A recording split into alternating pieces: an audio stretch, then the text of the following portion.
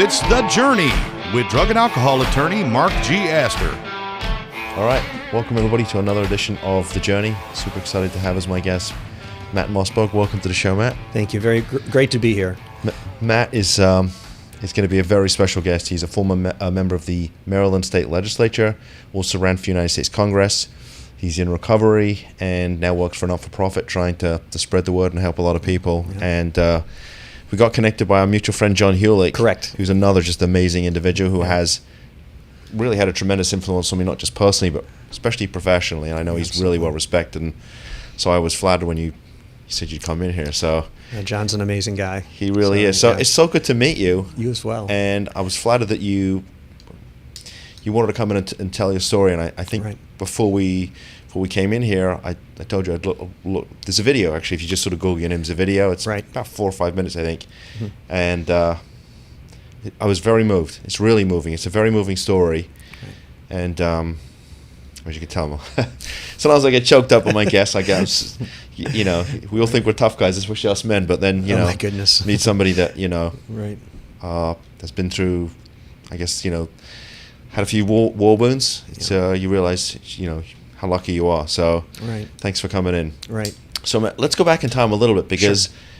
So you were a member of the Maryland State Legislature. Right. When was that? This was in the mid to late 90s. Okay. I was elected at the age of 27. At that time, I was the youngest member from my area ever to be elected to the state legislature. I love politics. I was a political animal. I took to it like a fish takes to water. And I loved it. I loved the experience, was able to get some amazing things done legislatively, was seen as a rising star in the state legislature. So I had the opportunity, the potential for a really great career, had it not been for the addictive nature and tendency and personalities that I was carrying around and keeping a secret, which I thought from everybody. But really, the joke in recovery is addicts can be great liars and we lie to ourselves the best. And I certainly was living in denial about that part of my life. Did you grow up in Maryland? I did. Grew up in Maryland, right outside of Washington, D.C., city called Rockville, so born and raised there. Okay. What was family life like for you? Family life was interesting. So my mother was very spiritual. She had us in church 3 times a week. I was raised in a Southern Baptist church. So my dad was a very hard worker. At that time, he had no faith inclinations. So I grew up, and he was also the product of 2 parents who were severe alcoholics. So he never touched alcohol, never did any drugs, but a lot of those tendencies that people have in families as far as living in that environment and the instability and the dysfunction was certainly carried into my parents' marriage. And for my 2 brothers and me, it was difficult. They eventually divorced. And my mom, raised a single mom raising 3 boys. Well, couldn't have been easy. It wasn't, and it's interesting. As I'm in recovery, I hear my story repeated by so many others. And once again, recovery affects people from all backgrounds, all shapes and sizes. But, for us, it's certainly one of those things at an early age of 14, I was looking for something to cope with my own fears and insecurities. And, the crowd I was hanging around that just happened to be, drugs. So I fell into it. I don't want to say fell into it. I walked into it at around 14, seeking that relief. Okay, so in terms of drug use, I know we actually didn't talk about any of this stuff, so we're sort of going with the flow here. I'm trying to surprise you. Yeah, that's okay. I've been surprised before. Sometimes by myself, but right. So when we talk about drugs, what are we talking about? Marijuana? Yeah, I started off marijuana, drinking a lot. Not so much that in the. My path towards addiction was I certainly had the predisposition for it. I was certainly trying to self-medicate, trying to cope, trying to escape. But for me, when I was, started at 14, but when I turned 16 years old, I just happened to know somebody who was a cocaine dealer. So I remember when I tried cocaine for the first time at 16, I remember that feeling of where have you been all my life? I'm going to do this until the day I die. I mean, I'd found my drug of choice, and that just... I hadn't discovered opiates yet, but it was just incredible how, just from the very first line I ever did, I was hooked, and it just took over. It was an obsession of mine, and I did anything it took to keep using it. And even at 16 years old, and the expense, this is when cocaine was about $100 a gram. So the things I did to support that habit were pretty shameful. Okay. But that just continued to lead to a downward spiral, where I was kicked out of school. Having all these adult problems, as drug use will do, and certainly not being mature enough to handle it. So, my life up until the time when I first did my first opiate was, this addictive tendency, this addictive personality, partying, hanging out with the wrong people, and kind of coming back. And a lot of my story too is, being raised in church, as I had a really strong foundation, a faith foundation. So, but also I was always in the middle of, God loves me, God hates me, I'm a good person, I'm a bad person, kind of this back and forth, and this, we talk about this committee in our head that goes on. And, I was just searching. Searching. It sounds like you were very conflicted, right? I mean, you Right. had this sort of spiritual, religious background. Right. On one hand, on the other hand, you had this sort of, for lack of a wild life going on. Correct. I say it was very much like the prodigal son in the story, where I certainly, I was just looking for something. There was a hole in my heart, and I was doing everything and trying everything to fill that. So talk about the opiates. When did that sort of become an issue? Well, that's the interesting thing. That really didn't happen until later in my life. I was in the state legislature. I was, like I said, for that was my identity. Politics was who I was. And in 1998, I lost re-election, and that led me down a real spiral of depression, of serious depression. And so this is 98, 99, and around that time, the opioid epidemic was just really getting started.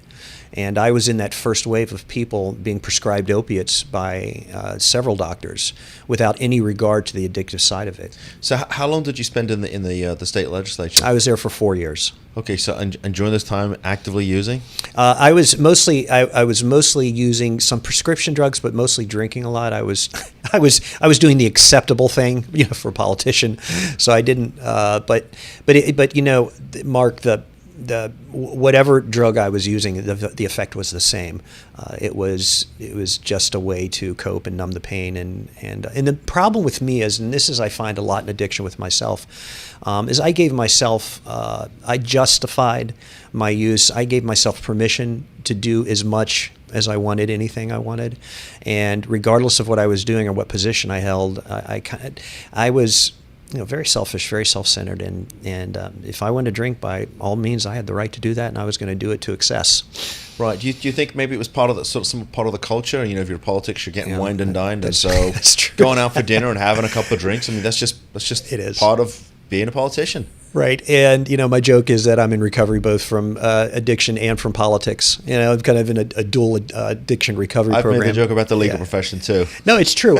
It is. But for me, once again, and this is what separates people from maybe who use or abuse, say, alcohol, which obviously is legal. With being an addict, I couldn't stop. I couldn't go out and just have 2 drinks. A lot of my friends could. A lot of people could. This whole idea of drinking responsible, I'm like, what in the world does that mean? I have no idea. But, for me, if I was drinking, it was to get drunk. If I was drinking, it was for effect. I would drink until I could not handle it anymore, till I blacked out or till I passed out. So there was no moderation, and that's really what eventually I realized that's the problem with addiction, is that it controls us. We can't stop. Okay, so while this is all going on, you're still in politics. Tell us a bit about your family life, because I know at some point you got married. Right. When was that? So I was married. I had 2 kids. And once again, just everything else that followed from that. And when I say, a lot of times people come to recovery because they have a substance use problem, an alcohol problem. For me, I had a Matt problem. Everything I did to excess. So unfortunately, whether it was the alcohol, whether it was the drugs, whether it was the womanizing, I did it all. And so, eventually that led to my family splitting apart because I was just an out-of-control addict. And this was after the legislature. But once again, just like, my story might be unique in the things I did, but I'm not special. In the rooms of recovery, I've heard my story repeated so many times where, this addiction eventually led to me losing everything. And through my addiction, I've actually lost everything twice in my life. But it's the behaviors and the patterns that I was engaged in that look, in the end, nobody wanted to be around me. I had either chased everybody away or they had left. I was just self-destructive. I really was a tornado just blowing through people's lives. So you say you lost everything twice. Tell them Well, so interestingly, and this is actually plays into a lot of the work that I do on a ministry level outside through Celebrate Recovery. I'd lost everything. I'd hit rock bottom, and I had returned to my faith in 2004. I'd gotten back into church, and very committed, very involved in service, but I was not working an active recovery program. My thinking was, this addiction thing, this drug use or this drinking, that's behind me. I've been fixed. I've been cured. I've been saved from it, and not realizing that a lot of the tendencies in my life, a lot of the patterns of behavior were never addressed. So I was never working a recovery program. I wasn't around other people recovering from alcohol and drug use. I didn't have that support network. So I actually was clean for 8 years. I'd remarried. And in May 11th of 2010, just really living a blessed life, I should say. Great job, great family, great work. My wife at the time and I had had a son, so everything was wonderful. I was working from home, and my wife at the time had left to pick up our son from day school. And as she was pulling out of her neighborhood, a big truck came around the corner and hit her car. And it was a devastating accident. It was right down the road from where I was working, where we were living. Did you hear the accident? I did not, but just a few minutes later, a neighbor came in and got me and said, "I think your wife's been in a car accident." And so when I got to the scene, the first responders had already arrived, and they were still cutting her out of the car. And I just went into immediate shock. And it was a horrible experience. I didn't know if our son was with her at the time. But that led, and I'm really condensing the story, but that led to a 2.5 year really a nightmare, I could say, where because of the injury, she suffered a brainstem injury, but because of the injury, I had to quit work, take care of our son, take care of our family, and care for her 24/7. And we did have help eventually, but after 2.5 years of that, living that just instability, in a moment, I was at home and kind of in a freak accident. I broke my leg and went back to the hospital. And the doctor's like, "We're going to give you some pain medicine." And in that instant, it's interesting. In that instant, I realized that was not a good idea because of my past.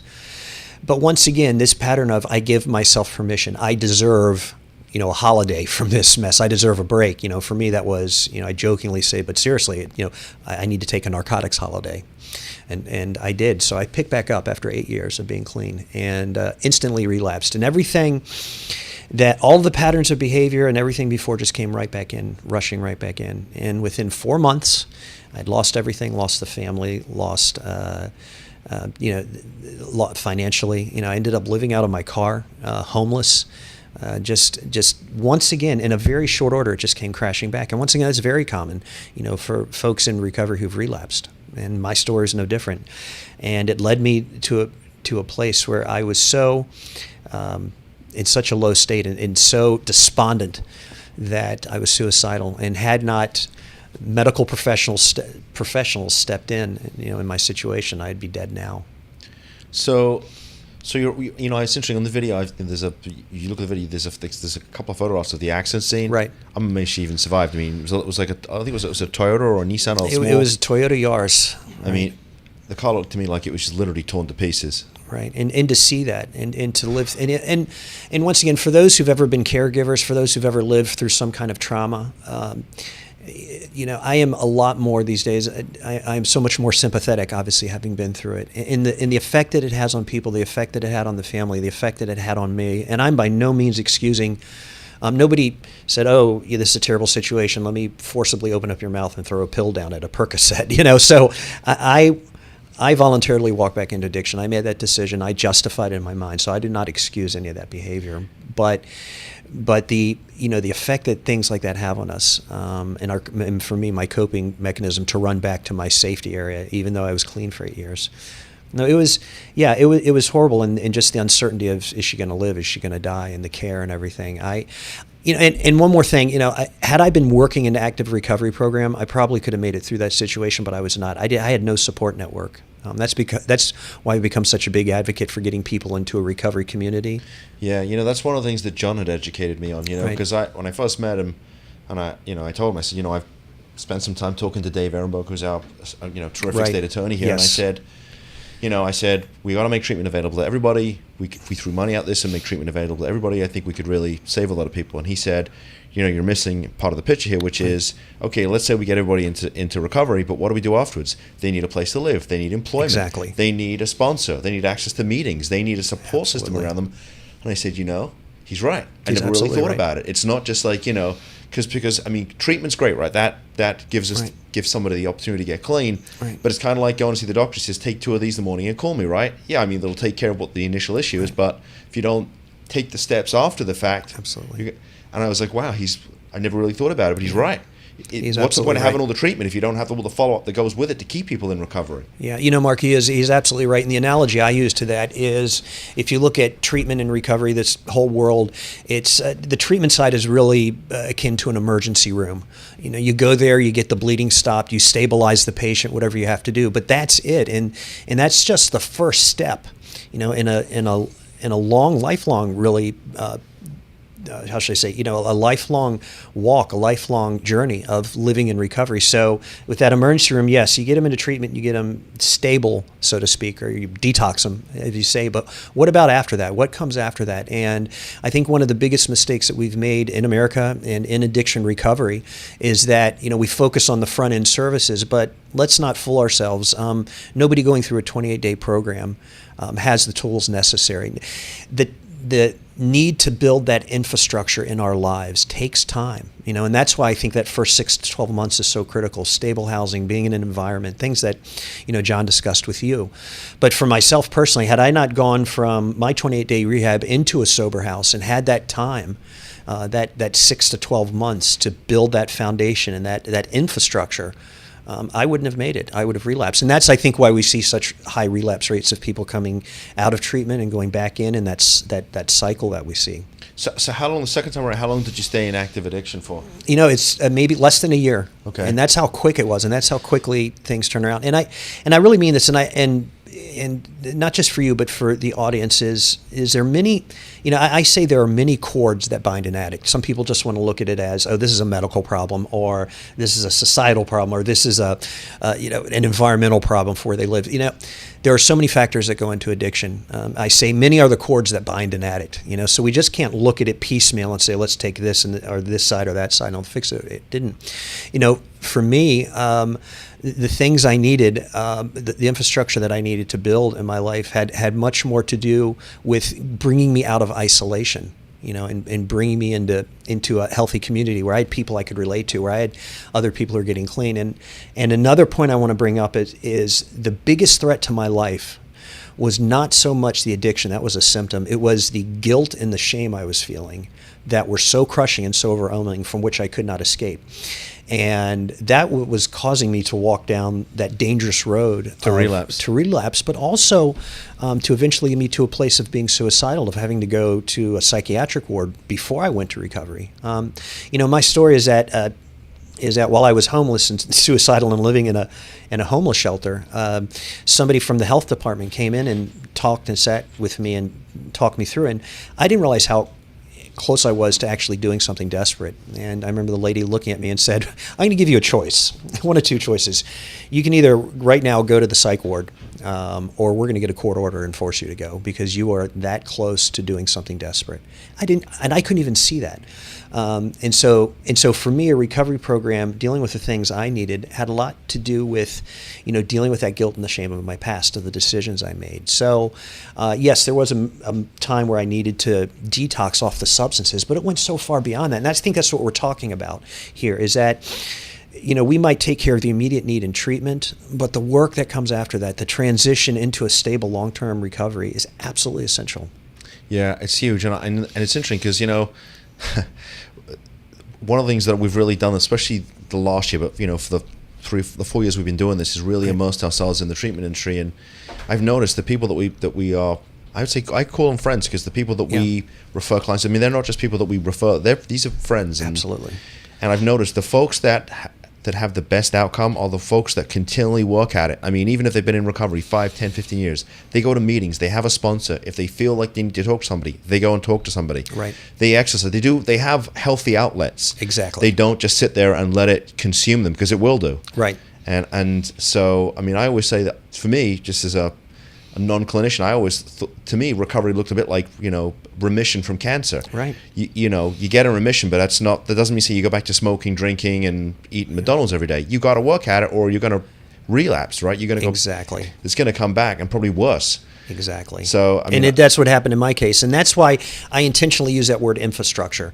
I look at it as, once somebody gets stable, if they come out of treatment or they've gone through that time period of detoxing physically, the physical withdrawals and getting stable. Once again, the emergency room analogy is, taking a look at their lives, and I'm using this not only from personal experience, but things that have been researched and there's a lot of data on is what are the things that are in a person's life what is that infrastructure that they need to ensure the best likelihood of a stable recovery. A lot of these are objective, things that we can observe and see, but for the addict, a lot of them also is internal and more subjective. We need to be addressing all of those. One of the things that I learned in recovery, coming out of that isolation into a healthy community, is that as strange as this might sound to people, the key for me was I needed to be around people who could give me hope, that I could look at their story, and I've seen this repeatedly over and over again in the rooms of recovery. That moment that hope is born, somebody says, I can get over this, I can beat this because I have this person in my life and they did it and I can relate to them. And those are things which a healthy, strong, stable recovery community can provide for people like myself. We really need those things. Well, so when you were in the state legislature, in politics was your passion, right? The things that you were sort of passionate about, anything to do with the stuff we're talking about now, was totally different? No, not at all. Completely different. Believe me, I was enjoying myself too much. I wasn't going to give myself up. Okay. So what motivated you to run for U.S. Congress? Well, once again, being in recovery, I'm convinced more and more that nothing is a coincidence.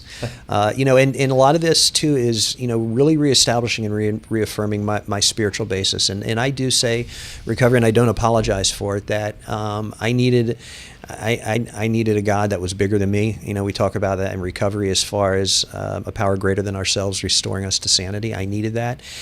And that came, and so that faith component was very important for me. And I prayed to be used. However, we joke, God takes our mess and turns it into His message. So I just thought, any way that I can serve or work. And so, just once again, as it turns out, by coincidence, this is about the same time I was still in Maryland. The governor of Maryland, Governor Hogan, was putting together an emergency opioid package. And a lot of the people who worked for his administration were former friends of mine from the legislature. And one I was particularly close to, and I'd not really shared my story publicly. I'd shared it in the rooms of recovery, but he heard my story. I shared it with him.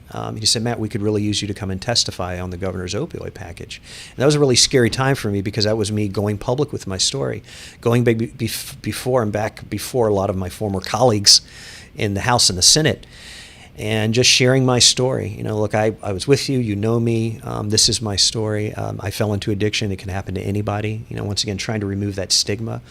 And I got an incredibly warm reception, incredibly supportive. I remember one state senator that I actually came into the House with back in '94, just walking up and giving me a hug.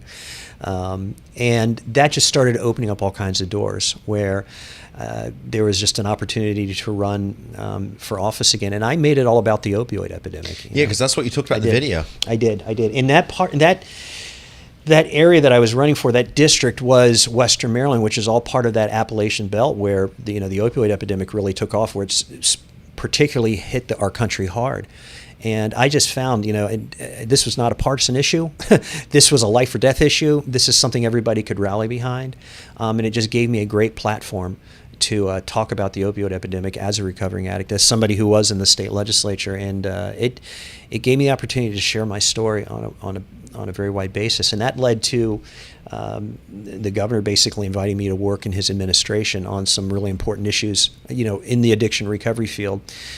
So I actually withdrew to do that. So because once again, it was never about me being back in public office. It was about the message. And I was able to do that, and once again, just in working that community, it ended up going to work for a nonprofit of a gentleman up in Maryland who had started a national nonprofit, but was very committed to bringing solutions, and saying really going after what is the root cause of addiction, how do we prevent this, how do we really treat it, and I don't mean just the front end treatment side, but how do we do these things we've been talking about, how do we bring into place these things that people need to ensure that transition from treatment to long-term stable recovery. Right. So what brought you down to Florida? When did you come to Florida? There's a couple reasons, but a lot of the work we started to do, Florida, especially, Palm Beach here, this is ground zero for addiction recovery. And a lot of it was as we were expanding our nonprofit, for me to be in a place where I could end up meeting folks like you, like John Hewlett, like people who are really doing the innovative things. Because one of the things I've seen nationwide, by and large, is that a lot of state and local governments are still doing the same old things, but they're expecting different results. And in recovery, we call that insanity. I think we do in non-recovery world too. Yeah, exactly. We just keep doing the same things over again. And and here in Palm Beach, and like you mentioned, State's Attorney Ehrenberg, the things he was doing, the things that were going on, both public and private, were really cutting edge. The things John Hewlett was doing, and I'm looking around the country saying, I don't see this anywhere else, and this is actually working. So that excited me, and I felt I needed to be in this environment, that it allowed me the freedom and the ability to build something out here for the nonprofit, which it has. So the nonprofit that you sort of work for in Maryland, is that who you're working for now? I am. It's called Give America Hope. And Give America Hope is specifically engaged in real evidence-based, solutions-driven work that's providing. Here's the exciting part, really bringing the tools and technology that we need so that governments, institutions, and people can make the right decisions, that we can identify the factors, the key components of what causes addiction, so we can work on the preventative side. The old saying, an ounce of prevention is worth a pound of cure. But also on this huge issue, which I think people are slowly waking up to, is, treatment's not enough. That really is just the first step. How do we transition from treatment to long-term stable recovery? What do we need to be doing for people? How can governments allocate their resources into the things that work? We talk about housing and employment, even transportation. How do we bring even these subjective things into the picture where we make sure that people are in the environment that they need to have a healthy, long-term stable recovery? Yeah, it's interesting. My partner Audra and I, we went to an event for NAMI last night. Right. And it was really more of a symposium based on dealing with mental illness Sure. and stuff. And we had a judge there who runs the mental health court down in Broward, and they had a sergeant from the Broward Sheriff's Office. And one of the complaints that was coming from the audience was just the lack of resources. And right. Audra does the guardianship work, and that is primarily where we have really significant mental illness. And it seems like the mental illness component, I know that sometimes that goes together with substance use disorder. Right. It seems like resources for specifically that are even more limited than, say, somebody who has a substance use disorder. That's so true. And That's so true. It's true. And a lot of these times, once again, my own personal experience, and the data bears this out, is, we're dealing with a lot of, as they call them, co-occurring disorders. There's a lot of folks with undiagnosed mental conditions who have been self-medicating for years. This comprehensive approach to addressing mental health conditions and substance abuse is critical, making sure that all of those are funded. So I think realizing too, even with me and my story, is that I had to deal with some underlying, anxiety and depression issues that I really had tried to deal with, but I used substances to correct illegal and illicit substances. So we do need to do that, absolutely. So where do you see things going from here? We're in the middle of a sort of a national epidemic that is literally wiping out a whole generation of young people. It is. Where do we go from here? I like, in a lot of times at work, I like to use analogies, or like to compare it to something to give people almost like a baseline to work from. In many respects, and not completely, but so I say this cautiously, but importantly, in a lot of respects, there's some similarities between what we're seeing now in the AIDS epidemic of the 80s, and I'm looking at this just from a public health standpoint. Where the first order of mostly state and local governments, because they're on the front lines, has been let's stop the dying. That's the first concern. Which of course we see Narcan, we see trying to get people into treatment, trying to direct folks away from their addiction, but we continue to see this ongoing, where it seems that everything we throw at it hasn't really helped the issue. I think we're going to need to once again really focus on like I said, this transition of once we get people stable, we need to get them into an environment where long-term stable recovery is possible. And there's some really important factors and key components that we really haven't been concentrating on that we need to start shifting more resources to, both public and private. So I think that what we need to do is, I mean, folks like you and me, honestly, we need to provide, as I call it, the thought leadership on this, because there does need to be a shift. There does need to be that paradigm shift, that transition from, okay, we've stabilized the patient, the person. What do we need to do to transition them into this? What things do we need to, what infrastructure do we need to build back into their lives to ensure that stable recovery? Right. And I know, when I was a young prosecutor back in the 90s, right. And they were every cycle they were cutting back the state attorney's right. budget. We went from having 2 secretaries and a support person to 2 secretaries, and right. And and it sort of has been shrinking ever since. And I'm saying, okay, I mean, we all sort of, we can all contribute to the ideas. There's a lot of great ideas that have been, especially down here at Ground Zero. But at the end of the day, unless our states have those funds, absolutely, I don't know how do we. It's sort of, to me, it's almost like we want the infrastructure, but we don't want so much infrastructure that people get lost in the shuffle, Well, look, I mean, this is something you can certainly personally understand, and once again, something that I relate this to is, when I was in the legislature, every bill we heard, every piece of legislation came with what we call a fiscal note. That was really what determined, is this thing going to pass or fail? What is the cost tag on this? We were always looking for ways of saying, look, here's an existing cost. How do we reduce that? How do we do things to bring those costs down? And so a lot of this is, I get back, the ounce of prevention is worth a pound of cure. A lot of these times, in reducing costs and reallocating resources, what are the things that are going to save us money? The analogy I use, I'm sure you can relate to, is the issue, say, in criminal justice of recidivism. How much are we spending just to see somebody stay in that cycle of going back and back into prison? And a lot of the work that we focused on, has really come out of the idea around, what were the things that they found in the criminal justice system to reduce recidivism? Huge. How much do we save if we can deviate? And think about it in these terms. If we have, and this is what Give America Hope is actively working and developing now, if we have tools and resources that can step in and predict a relapse a month, a week, a few weeks, a few days before it happens, and we can intervene, and we can assist governments, state and local governments, from having things in place where they can intervene before somebody does go back into the high-end cost treatment side of things. How do we develop those? How do we accurately predict those? We feel we can. We feel the research is there. The things we're developing can help governments do that. But that really is that is akin to, once again, having somebody go back into the criminal justice system, and the cost savings there. So there's a huge financial incentive. It's so interesting you say that, because when I was I was an intern in 1993, so I'm aging myself a bit, and I was between my second and third year of law school. I was full of piss and vinegar, and I was like, let's put everybody in jail. Right. But then after about 6 months, I was like, I think I've seen that guy before. Right. I'm like, what's going on here? Why is he back? Right. And and once I was full time as a prosecutor, I realized, a lot of the people who are in this system, not all of them, because look, if somebody commits a heinous crime, rape, robbery, murder, I mean. Yeah. Those people we have to take out of society, but a lot of people who are coming back, who are going, we sort of talk about the revolving door at the emergency room. I said to Dave Ehrenberg, we have a revolving door at the courthouse. Absolutely. And how many of those people who are coming in and out have substance use and mental illness issues?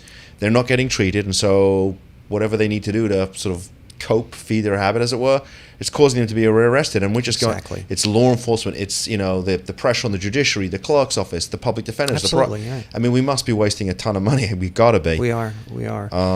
It's absolutely, Mark, you're right. And I mean, once again, that's what that we're trying to shift, and that's that thought leadership I'm talking about, is how do we start for the decision makers, for the policy makers, for the larger institutions and organizations.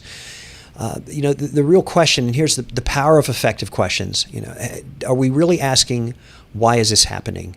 What is causing this in the first place? What are the root contributing factors? And once again, very much like any disaster or emergency, so much effort is, let's just stop the dying, let's stop the bleeding, go back. But, and once we do that, now what do we do? How can I take that person who's come into the system, who is relapsed repeatedly, or who's, first time overdose or whatever, really asking what's going on in their lives? What resources do they have? Why are they continuing to relapse? And getting to the why is really a huge battle. It's really providing that leadership of let's start looking at the factors of what else is going on in this person's life. that is contributing to this in some form, and how much of a contributing factor is that? So these are critical questions, and like you alluded to, and we've said before, and you've heard it. We can't arrest this way out of our problem. We can't. We just can't look at one thing to the exclusion of all other things, and that's where we need to start moving. So do you think? I know Dave's been active in this, but do you think that the Palm Beach County is going to become sort of the national model? I mean, obviously, one of the things that we've done down here, and I told the task force, I think that was the time you saw me there, right? Exactly. Which is, you guys don't realize what you've done. You've actually made it more attractive to come to Florida now than before, because, we're cleaning up the industry. And really, there's only 3 places to go, I think, for treatment as a general: Florida, Texas, or California. Right. There's sprinklings everywhere else, but I get calls from the Midwest. People say, we have no treatment centers up here. Yeah. We have one, and it sucks. It's terrible. Right. We're sending our kid to Florida. So, maybe it's an opportunity for Florida, to be that model, not just for treatment, but for how to sort of legislatively put all the pieces together. I think it is. I think you're absolutely right, Mark. And once again, believe it or not, I think the issue is as simple as this in one word: leadership. I think we really do have great leadership here in Palm Beach County. State's Attorney Ehrenberg, amazing job he's doing. John Hewlick. There are other folks on the County Commissioner Board who are really demonstrating the kind of leadership we need. Melissa McKinley, phenomenal. McKinley's phenomenal. I was going to mention her too. And once again, I'm constantly looking at states and localities across the country. What are they doing different? Where's their leadership? And there is a huge vacuum. And I hate to say this to sound cynical or crass, but it's almost as if a lot of folks in leadership, especially in political leadership, just want to say, let's just try to solve the death problem of overdoses and get this off our plate and move on. And I think it's a very cynical and short-term approach. Yeah, I don't think this is a football you can punt down the street and no, it's not. It's not. Wait. But it's different here in Palm Beach, and that's what excites me, is that we have a space down here to operate where we really can say, let's think through this, let's do new and innovative things. Let's put aside the bureaucracy, because let's save lives. And so I do see that in Palm Beach, and that's the exciting thing, and that's certainly allowed me to do a lot of work down here. Wow. Yeah, absolutely. So for folks that are watching the show, how do they find out more about you and what you're doing and the not-for-profit? You can go to the website, giveamericahope.org, to spell it all out. You can email me. We have a Facebook, Give America Hope Facebook, you can follow us on. And the exciting thing, too, is we really are, something John Hewlick said, with a lot of the work we're doing, there's 2 sides of this which are exciting. We're in the infancy, which is exciting, and we're also on the cusp of, I think, really having a breakthrough. So the resources we need to do that, the support, the help, the network we need to build, that's all vital in these early stages. Yeah. So listen, I really appreciate you coming on the show. And for the folks who are watching, don't forget to, I remember this stuff, Jay, to like and subscribe our YouTube channel. Follow us on Facebook, Twitter, and also on LinkedIn. So you've got the Mark Astor page, the Drug and Alcohol Attorneys page. You can find us on the web, drugandalcoholattorneys.com. You can email me, mark@drugandalcoholattorneys.com. And you can call us, 561-419-6095. Until the next episode, thanks for tuning in.